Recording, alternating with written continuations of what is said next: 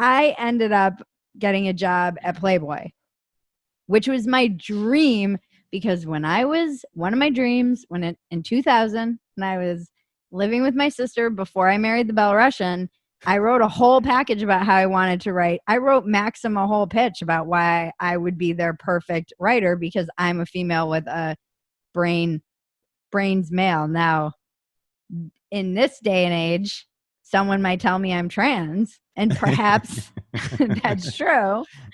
But back then it was just like, I'm a female who thinks like a dude.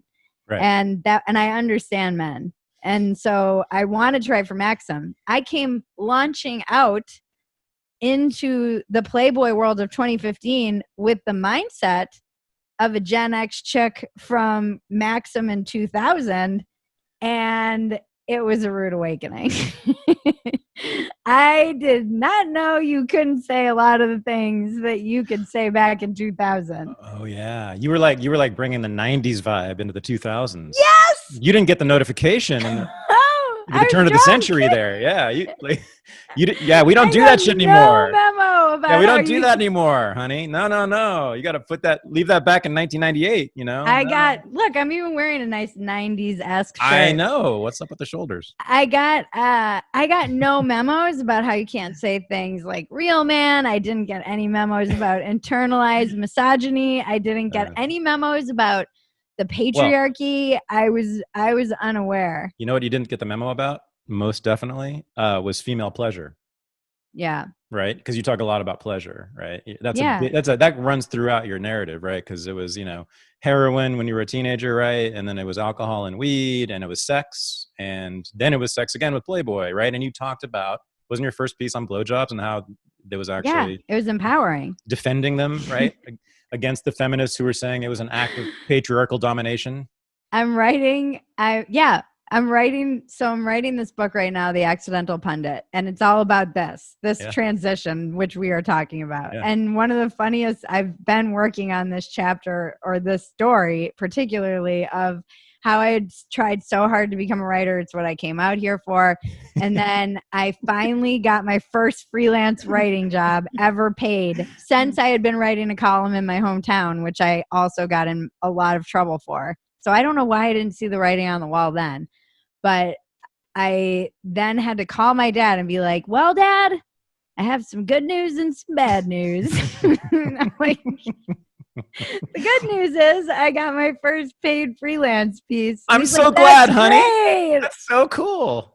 And I said, the bad news is it's called Why I Love Blowjobs. Oh, okay. Yeah, he was not happy. And he wrote me like a 7-page handwritten letter, which was like, I hope you don't become known. I bet my dad wishes now that I'm known for what I'm known for, which is being a Nazi, I guess. Right.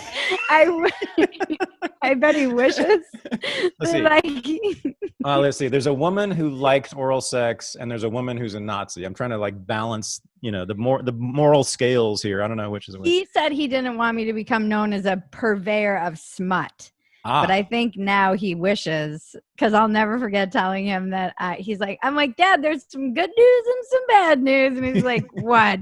And I'm like, well, the good news is I'm doing my first media on national television cable. And he was like, what's the bad news? I'm like, it's on Fox on the Ben Shapiro election special. It just got worse and worse and worse. And my dad is like a diehard liberal, and he was like, I hate you. So basically, you're just a perverted Nazi, basically. I guess. I don't know. I mean, they hate me too over in Naziville. They hate me. Oh, yeah. They can't stand me. Why? Because long before, they think that I was sent by the deep state to undermine the conservative party. Oh, sweet. Sweet. They got a conspiracy theory about you. I want one. And they believe that because they knew that I was writing for Playboy and showing my boobs online, and that was my whole thing, was all about sexuality and relationships and empowering yourself as a woman, and also finding that balance, because I really had a lot of problems with self-esteem. And so yeah, I was working through a lot of that stuff and writing for Playboy, and I loved it. I had a brilliant editor, Joe Donatelli, who was the first man who probably ever gave me a break, and I was so spoiled to have him as an editor because he was so genius.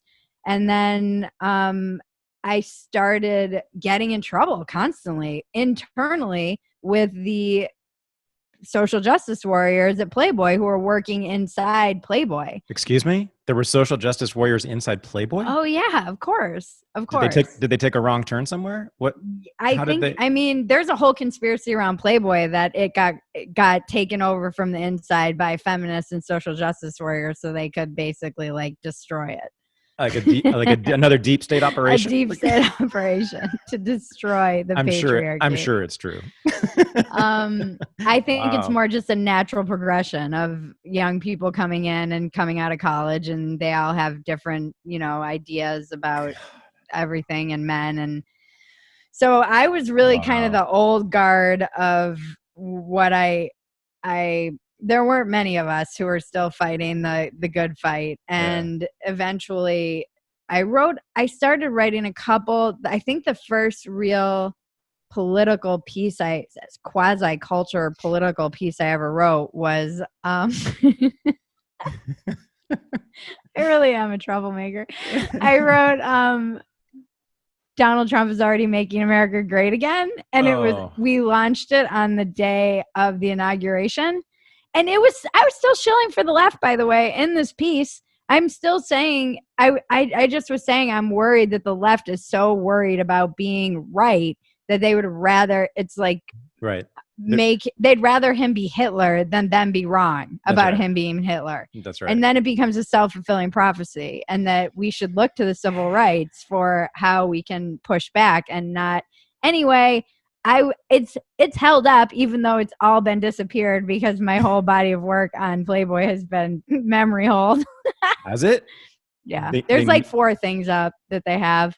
And noticeably they're the things that I mention on Joe Rogan. So I'm sure that it's just like for traffic, like they know that I'm talking about it on a big platform and people are going to look for it. Wait, they deleted your writing, your columns? Allegedly, it was because of switching over the servers. And so all this stuff, they switched over servers and everybody got kind of memory hold. But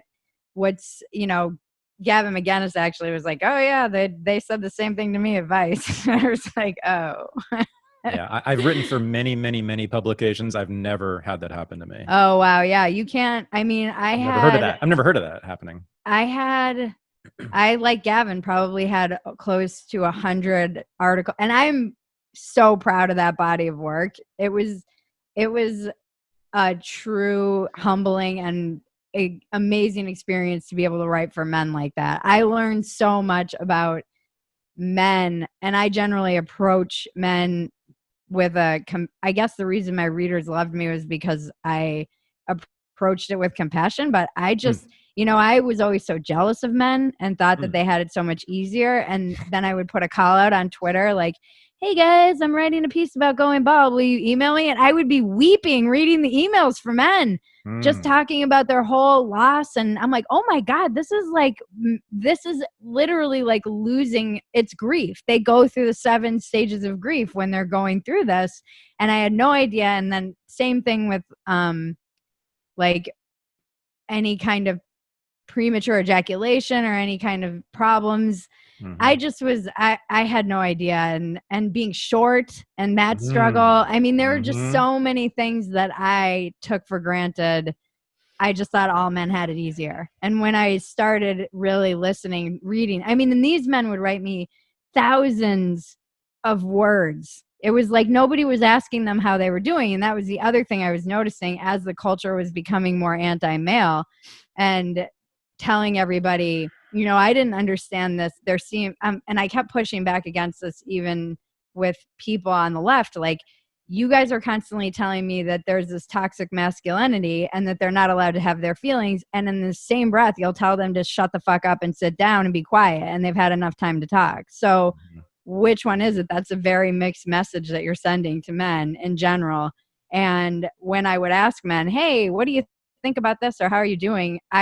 It was like no one was asking them this, and they would send me these essays, and they were moving. I mean, I still have so many of them, and I learned, I just loved that body of work, and because they're, what do you call it? Like, they just are copyright. I don't know. Like, there's nothing I can really do about it. They own it. Yeah, pretty much. But even though it doesn't exist, those fucks. To not publish it and to still sit on it with the copyright and not. They sent me a cease and desist for posting a screenshot of it on my private Patreon because I blasted it on Twitter, and I was like, oh, because I still have all the articles because I am a witch and I had a gut instinct. I just was like, this shit's gonna be gone. Good. And it was when I was kind of moving, my profile was rising just because the right wing was suddenly retweeting me and whatever. And I just had this gut instinct that I needed. So I texted my cousin, I'm like, screenshot all my work. I was like, go on Playboy and just take screenshots of every single piece. And thank God she did. And then it was gone like 2 days later. It was just like all gone. And so I still have it, which is good. I mean, I still have. I'm shocked. Seriously. I didn't know this about you. God damn. Wow.